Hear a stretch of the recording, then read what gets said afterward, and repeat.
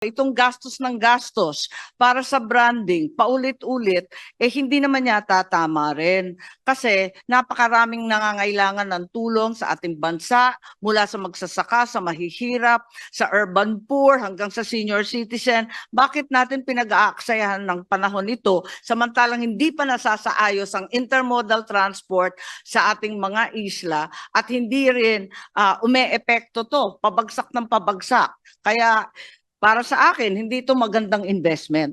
Hanggang hindi natin maisaayos ang ating peace and order, ang infrastructure, and intermodal transport. Napakamahal umikot sa Pilipinas pag hinambing mo sa Vietnam, sa Thailand, at iba pang lugar. Unahin po natin ang kinakailangan, hindi yung walang tigil ng paggagastos, ng advertising sa mga outlet, ng mga dayuhan na hindi naman interesado pumunta rito dahil natatakot pa rin. Dapat maintenance level lang hanggat hindi pa naaayos ang mga kinakailangan ayusan. Dapat maintenance level lang, ibig sabihin yung net na nasa 500 million. Bakit idodoble na hindi pa naman handa ang ating mga tourism destinations? Sa totoo lang. On the part of the House, for the Department of Tourism, the amount reflected in the HGAP reflects the same amount as in the NEP, which is 3,651,214,000. The Department of Tourism, Office of the Secretary, 3.6 billion. Branding campaign, 1 billion pesos. General Management and Supervision, 699 million pesos. Tourism Planning, 644 million pesos. Any questions? Yes, Mr. Chair. Yes, Senator. Yes, a quick question. We all understand branding to mean a unique sign, a symbol, a logo, perhaps a message, a slogan, a promise, a unique value proposition. This is done once in the conceptualization of a brand and the launching of such. Itong Love Philippines, nalunsad ito nung Hunyo pa ng 2023. Bakit taon-taon magre-rebrand na naman ba yan? Bakit taon-taon binibigyan natin ng pera na napakalaki, kalahating bilyon? Dinoble pa ng Senado ng 1 bilyon. Babaguhin na naman ba yan? Nakailang bago na yan? 2023 pa yan, 2024, 2025, 2026. I-rebrand na naman ba yan? Bakit? At ang baba-baba naman ng performance natin. Hindi pa tayo nakaka-recover mula 2019. Ba't ba natin pinabago-bago kada taon? Hindi ko maintindihan itong gastusing to.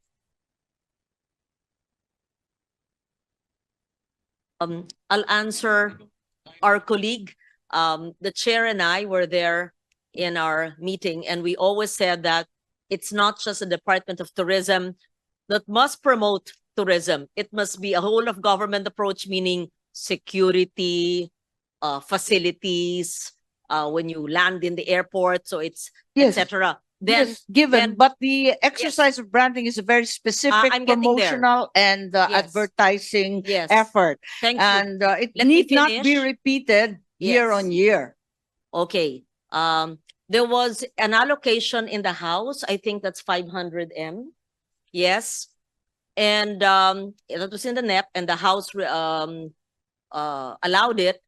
And according to the Secretary, that 500 is really not sufficient. Branding is not just a slogan. It is the overall communications, which would also include, I believe, the payment of airtime in specific programs globally, internationally. And other countries have 10 times more of their budgets for branding. So this is not just a communications plan with the slogan of Love the Philippines.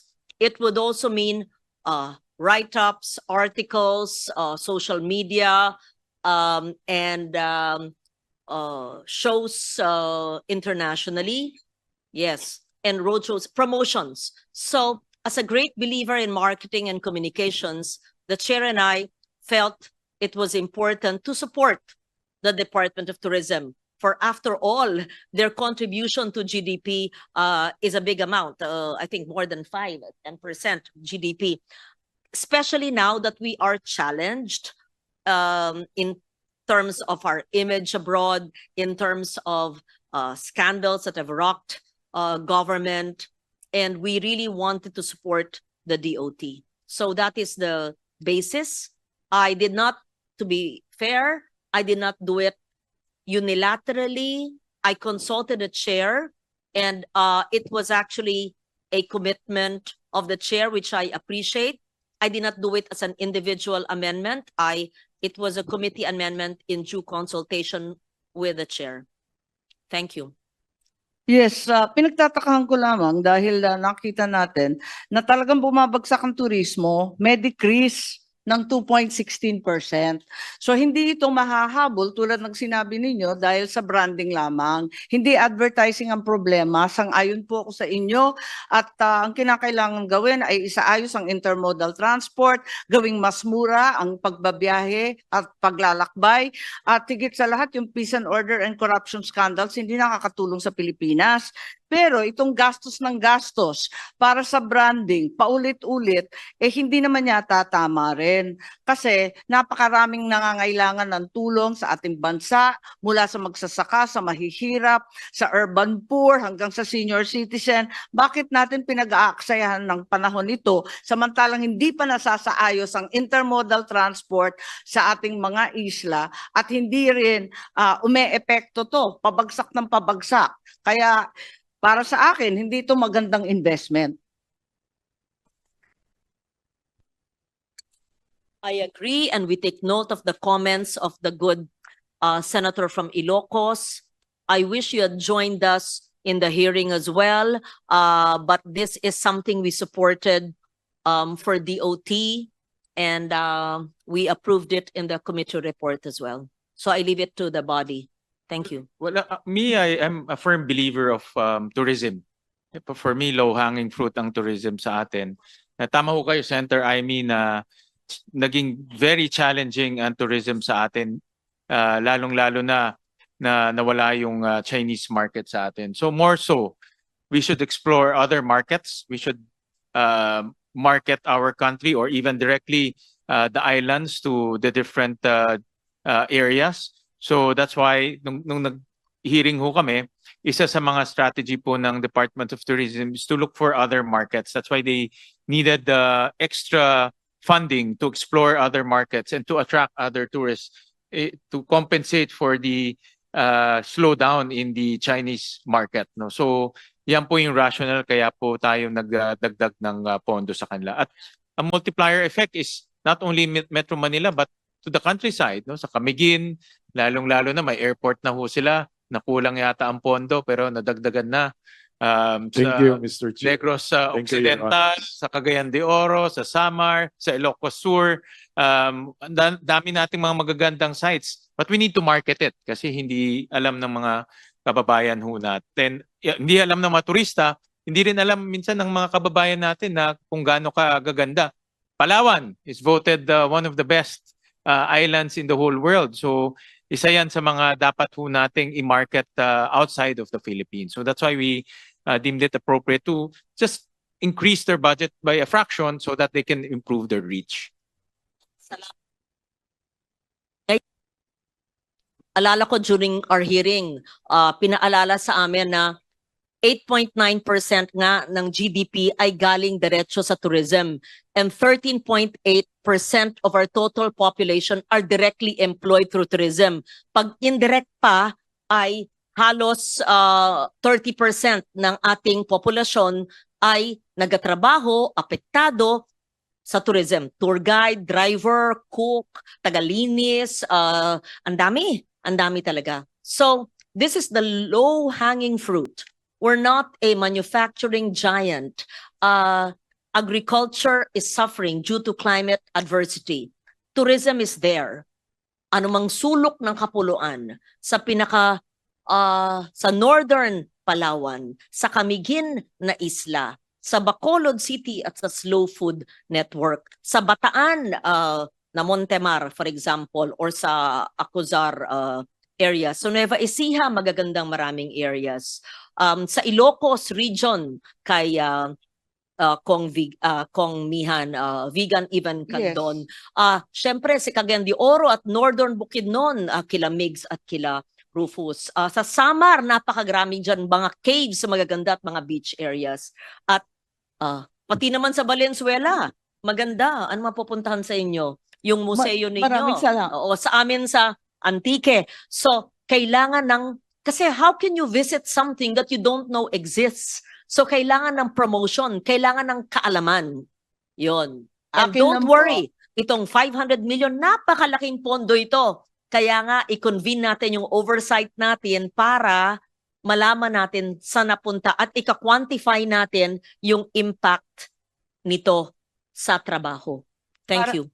Yes, tanggap ko po lahat yon. Subalit sa kabila nito, maliwanag na yung domestic tourism ay tumataas, bagsak na bagsak ang ating foreign tourism. Kaya para sa akin, bakit tayo gumagastos sa CNN at iba't iba pang napakamamahal na mga outlet samantalang hindi naman nagsisipunta ang mga taga ron hanggang hindi natin maisaayos ang ating peace and order, ang infrastructure and intermodal transport. Napakamahal umikot sa Pilipinas pag hinambing mo sa Vietnam, sa Thailand at iba pang lugar. Unahin po natin ang kinakailangan, hindi yung walang tigil ng paggagastos ng advertising sa mga outlet, ng mga dayuhan na hindi naman interesado pumunta rito dahil natatakot pa rin. Yun lang po. First things first. May puntos at naniniwala po ako sa sinasabi nyo, dapat ayusin natin ang bahay natin bago tayo mag-imbita. But in the meantime na inaayos, kailangan din pinopromote natin. At nawala nga sa atin ang Japanese market, sayang. Kailangan i-attract natin. At maraming mga untapped markets, including the European market. That's why we need branding and promotions and all of the marketing and promotional Kung requirements. ganon, dapat maintenance level lang hanggat hindi pa naaayos ang mga kinakailangan ayusan. Dapat maintenance level lang, ibig sabihin yung NEP na nasa 500 million. Bakit idodoble na hindi pa naman handa ang ating mga tourism destinations? Sa totoo lang. Actually, if you, I'm looking at research about PowerPoint pala ito ng Department of Tourism. Ang marketing budget ng Thailand is $167 million. Ang Malaysia is $262 million. And Singapore is $431 million. Tayo is $52 million. So even in around ASEAN, malayong-malayo po yung ating marketing budget. And we all know that Thailand receives close to about 50 million tourists. No? So Yes, precisely, Mr. Chair. At the rate they're receiving tourists, sa cost per head, ang layo naman kasi natin. Yun lang, yung ating cost per head, napakalayo naman talaga at wala namang resultang pumapasok na ganun kadami dito. Madam Chair, Mr. Chairman. Yes, good that we're talking about tourism because Secretary Frasco recently published the roadmap for tourism in our Muslim areas. Yan nakalimutan natin. Now we thought that the Muslim areas there is no peace and order, and there are no historical sites nor culinary products. The recent publication of Secretary Frasco would now give a roadmap of where to go in our Muslim provinces and cities, and they are peaceful. There's relative peace in Mindanao. And so this is an area sector which has quite been it has been neglected for some time, Mr. Chairman. But now we are opening up the historic sites in our Muslim areas and the culinary delights in this area. So we congratulate Secretary Frasco. Now this branding, we do not have a change of new brand. This is an expansion of the drive and the campaign to get more tourists here in the Philippines. And we hope that with Secretary Frasco, we can have more tourists to Mindanao, and not only Mindanao, like Cagayan de Oro, as mentioned by Senator Lugarda, we have our whitewater rafting, the best in Asia, but also especially in our Muslim areas, which are now open to tourism, providing jobs and income to our Muslim brothers and sisters. Thank you, Mr. Chairman. thank you.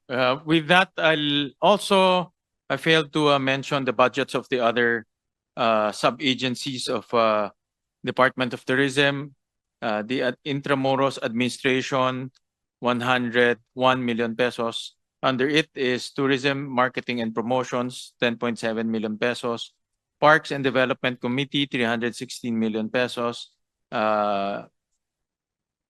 Subsumed under it is Satellite Parks, 172 million pesos. So, This is 101, this is 161.